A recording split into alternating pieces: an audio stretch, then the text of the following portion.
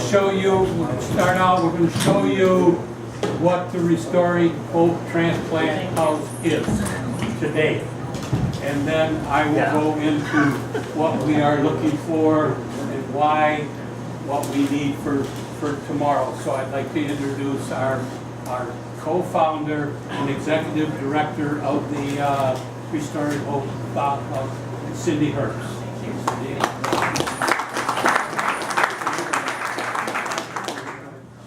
You know, when Pete was driving us back here, I thought, where in the heck are we going? You know? And he was explaining that this was you changed places this time of year.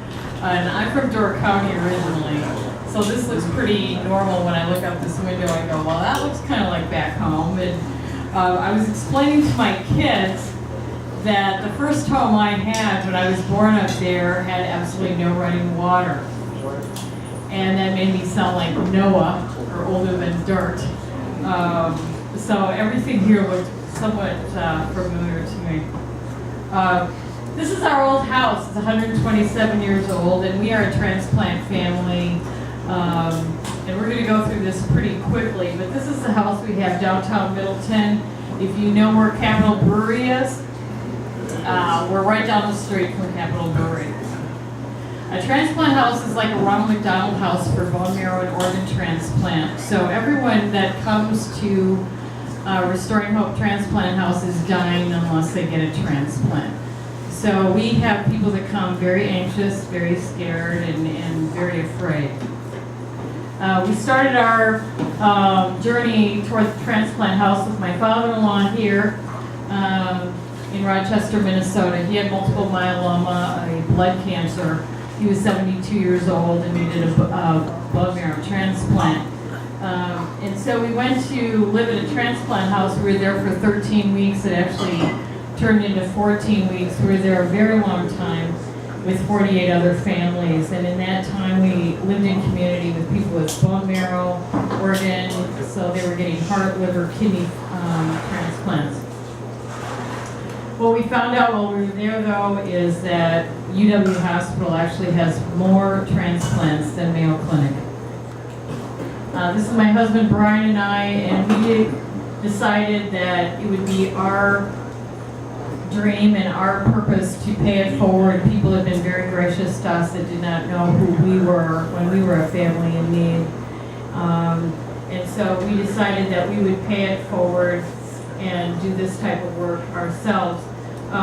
The only difference was it took us a while to get there when the Gift of Life pushed us and said, you know, you've got a background in hotel management, conference centers, you've built hotels, you've worked with sick and dying people, you need to get a house open. I also had 3 kids in college and 2 daughters getting married.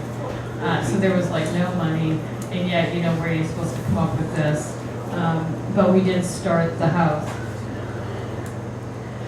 So as we were dealing with banking, as you can imagine, we bought the house the very end of 2006, 2007, 2008, everything went in the toilet as far as the economy, and it was hang on for everything because we were hearing of nonprofits in Madison that have been around for 30 years that actually went under. And it was a really scary time because even though we are a 501c3, the family does not run the house. We had our money in it, and our houses were against it, and so it was a very scary time. So as we were meeting with bankers, we were hearing bankers say, we'd love to help you, but we do not finance dreams in this economy. We finance things that are open. And so what we did is we went to the city of Middleton and asked them how we could open the house the way it was so that we could no longer say we were a dream, we were actually a functioning house.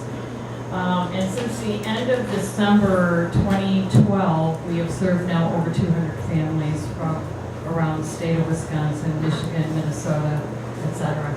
So we opened, we're 5 bedrooms, actually 6 at this point. We have shared bathrooms, we have a full kitchen, washer, dryer, etc. We charge $35 a night for people to stay. It's $35 for the room. It cost me $107. It costs them $35. The average hotel rate for a family is $98 plus room tax and all of that, which puts you way over $100. So if you're there 62 days, that's a lot of money out of your pocket. And since we've opened the end of 2012, we've had 9 of our families lose their house just due to medical bills. This is Amy. She was our first patient. She was from Green Bay, and they were with us for 92 days. She had lost her job in the economy. Her husband was blind. Everything that could go wrong with a kidney transplant did. And she was a great way for us to learn how to have a transplant house. We were only family. There were no visitors for her or her husband that entire 92 days. We have 5 rooms. They all look like a bedroom in your house. We don't want to look like a hotel purposely. Not everyone that comes is a couple. Some families don't get along, so sometimes it's neighbors, sometimes it's your bowling friends, sometimes it's your bar buddies. But that's kind of how the house goes. We also have common areas where people gather for watching sports or TV or whatever. During the Wisconsin Badger basketball games, we even went over some Michigan folks along our journey, and it was just a lot of fun. It's more fun at this house than there is sadness in a lot of ways. I think we can keep going, Pete. These are some of the faces that you see, from kidney transplant to heart transplant to bone marrow transplant. This is a great story we'll get into in a minute, where the gentleman right here needs bone marrow to save his life, and he's adopted and doesn't know where his family is, and how do you find that perfect match. John Bertling is a Lion. He's from Cashton. And he had a heart transplant. He had his first heart attack at 32. John was sick for a long time in the hospital on a band machine that worked for him. And then got a heart, called in the middle of the night. Jackie, his wife, ended up in one of the worst areas of Madison in a hotel. And she remembers pushing the dresser in front of the door so that no one can come in and harm her. Very, very scared. John doesn't remember any of being sick in the original parts of getting his transplant. She remembers everything. She would end up with breast cancer after he was getting over his heart transplant, and as soon as she was recovering from that, John ended up with lymphoma due to the results of his heart transplant, and she has now had a reoccurrence of breast cancer. So, you know, some of these people's journeys are not as easy as it's like a gallbladder or appendicitis. This goes on and it's chronic. These are some of the faces of people you see. I think we'll keep going on, Sean. This is a great family. This is, he lives in Clintonville. He's looking at joining the Lions. He's speaking with us on Saturday at a Lioness group. He needed a bone marrow transplant, could not find his donor. They could not find a donor for him. So his adopted sister, these are his adopted parents. This is his mother that he found after the fact. Called the place where they adopted him from and said, you know, my brother's going to die if he does not find a donor. I need your help. They found the mom and dad. They were 17 when they gave them up. They were forced by their parents to give up the baby. And they later married and had a son and a daughter, and his sister became his donor. But the heartache of that family to go and have to say, we had this child, we gave him up. But at one point we had them all at the transplant house. It was a great thing, just recovery and getting better, but to know each other. And so now he has the support of 2 families, is doing really, really well, and he'll be speaking with us on Saturday to Lionesses in Shawnee. This was our first experience of heartache at the house. We knew that the transplant house would bring the good and the bad and the hard. This gentleman is a Lion from Urbana, Champaign-Urbana. They had flown his daughter up. She had diabetes when she was 9 years old and had a kidney transplant. And as she got older, the kidney was working fine, but her heart and her lungs gave way. And so she was airlifted up to UW Hospital. And they were with us for 2.5 weeks when we started seeing that things were not going well for her. And the mom came and explained the lab sheets to me, and I had done pastoral care with sick and dying people for 10 years before I had opened the transplant house, and I knew that we were going to have our first death. And so we had a family that went home, and so we closed the house to this family. But the incredible thing is this guy walked in, and as you walk in our back door, you see the eyeglass case for the Lions, and you see the Lions magazine, and then you see the newsletters, and you see the Middleton Lions brochures. And so he thought the house was owned by the Lions. And so the first thing he said to me, so the Lions own this house, right? And I said, no, we have a great relationship with the Lions, but the Lions do not own the house. And he goes, well, I figured it was because Lions take care of Lions, and so I was sure the Lions owned the house, and he just stood there and cried. And then it was 4 days later that his daughter, all of the family came up from Champaign-Urbana. We closed the house for the family. We had 23 people for 3 days. We cooked for them. We did their laundry. So the first day they came and said goodbye. The second day they gave her organs to other people. She was able to donate to 8 other people. And the third day we planned her funeral. It was hard because her daughter, she was the age of my own daughter. So they will always be in our heart, but they're just great people. We've had great support from, here's another family, a transplant nurse who died in a motorcycle accident. Her family every year comes together. Here's another family. Her mother died at 48 years old after a heart transplant, got a virus and died.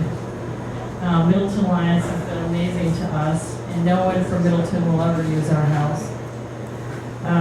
This is a sad and happy one. This lady right here had surgery, and it was raining at her house, and the window was open, and she called her son to come home and shut the window. And in the process of him coming home, he got hit by a car and killed. So you can imagine how the heartache of that, if you just left that dang window open, you know. And his liver was given to this woman right here, and every year they do a golf benefit to make sure that Dustin is never forgotten, and they let the naming rights for the room. So this is a very touching story as well. Since in all of that, we've had 9 deaths at our house, and we have another one that is pending right now. Donna, the CEO of the hospital, has been very helpful. I think we're going to kind of breeze through these, as have the docs. Middleton Lions have been very good to us as well. One of the things we had this week is because the house is cleaner than most hotels, we are seeing now transplant patients come out on day 2. They've usually been in the hospital for 30 days. But 2 weeks ago, we heard that we had a brand new lung transplant. They've never trusted us with lung transplant because we have shared bathrooms. Once we go on to build to be 16 bedrooms with their own bathrooms, etc., they're going to trust us a little bit more. But with the flu season and all of the pollen and everything else, they decided that we were cleaner than any hotel.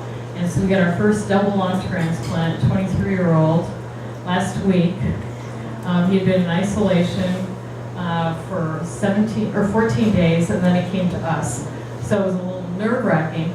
I've never spent more time with bleach for 2 days of just totally bleaching that room and everything that kid would touch, because I wanted to be trusted. I wanted them to send us more. And when he came to our house, he had 10% capacity to breathe. And when he left yesterday, he was at 89%. So it felt like, you know, so that it was just good. We see a lot of good things in the midst of a lot of sadness, but it's well worth it. Now she's turning it over to me. This is what you see today. This is what you see today at the Restoring Hope House. I call it 5 rooms and a closet. It was a storeroom that they had to make into a room. As you notice, there was a room with only 1 bed in it. Most of the rooms have a bed for the patient, and they also have a bed for the caregiver. But they needed another room. So what are we running into? We're running into people calling the house and saying, we need a room for so-and-so, and Cindy's having to say, I'm sorry, there's no vacancies. So what do we want to do? We got to expand. So in the plans is to expand to 16 rooms. That means adding 11 more rooms and like she said, is to individual bathrooms in each one. We wouldn't be here today, it wouldn't be open today if it wasn't for the Middleton Lions. Middleton Lions Club, nothing like the Sun Prairie Lions Club or the Cross Plains Lions Club. They were a club, our club sponsored them in Cross Plains, and they had from, I would say, ever since they started, I think after they started, between 14 and 17 members. And they couldn't understand why they couldn't get members. And I kept telling them, you gotta do something, you gotta have projects. You gotta get a project. Well, after harping on them for so many years, they called me, I think it was 6 or 7 years ago, to come and look at the Restoring Hope House, and that's when they were having the problems on getting any money to go with the 16 rooms. But then they decided that they would go with the 5 rooms and let's get it open, like she said. And so the Middleton Lions have stuck in over $35,000 to get it open. Now they are coming to the Lions of Wisconsin to support the capital campaign. And you probably heard about the capital campaign. The Lions are trying to raise $500,000. And we're looking at, and it's a 3-year capital campaign. And we're looking at $300,000 from Lions, $125,000 from personal donations. I was sitting in my dentist's chair, and I knew he was a kidney, he gave his brother a kidney, told him about the project. He wrote a check for $1,000. And Joanne and I always give a memorial, and we give it towards Restoring Hope. So we're looking for $125,000 from personal donations, and there's companies that Lions work for that will match whatever your club donates. They will match whatever you do, and so that goes in personal donation. And then we were looking for a $75,000 LCIF grant. And I want to say that we're officially going to present a $75,000 check to the Restoring Hope Capital Campaign at the state convention. So the Lions International has approved the 75. So we're doing well on the personal. We're doing well on the grant. We got the grant. We're looking for the Lions clubs to come up. And you got to look at this. You know, when I first looked at this project, I looked at it as rooms, a cheap room for these people that I know are broke because of medical expenses. That's what I looked at. After going over to the house and meeting the people that are there and have no, nothing, they're going to die if they don't have a transplant, and you're with them, and you're meeting the caregiver, and the caregiver is so important. And just put yourself in there that you're a patient, going to need a transplant, and you're at the hospital, and your loved one or your caregiver has got to stay in Madison. Number one, if there's a football weekend, they couldn't get a room. Or Farm Products Day, they couldn't get a room. I hear stories where the caregiver ended up sleeping in the car. And like that one lady was in I call it a no-tell motel, so dirty, and she was afraid, and she cried all night. So just think of that. So what we want is we're trying to raise $500,000 now, but also, to get a loan, like when Cindy first told me, before they could get a loan, the bank said they gotta come up with $500,000. And I said, that's crazy, I never heard of anything like that. But then I stopped and thought, when I bought my house, the bank said, where do you get your money? You know, how much you got in the bank, how much do you make? And when she tells them, okay, we get our money, it cost me $107, and we're charging $35. Now, if you were a banker, would you loan them money? How the hell are they gonna pay you back that money? So I understand where the bank is. So we're looking, if you know anybody out there that is looking for a project, your company where you work, or anybody that's looking for somewhere to put some money in. This is besides the capital campaign, you can do it on their own. Ronnie McDonald House was not started with a few donations. It was Ronnie McDonald who came out and puts up a big chunk of money to get it started.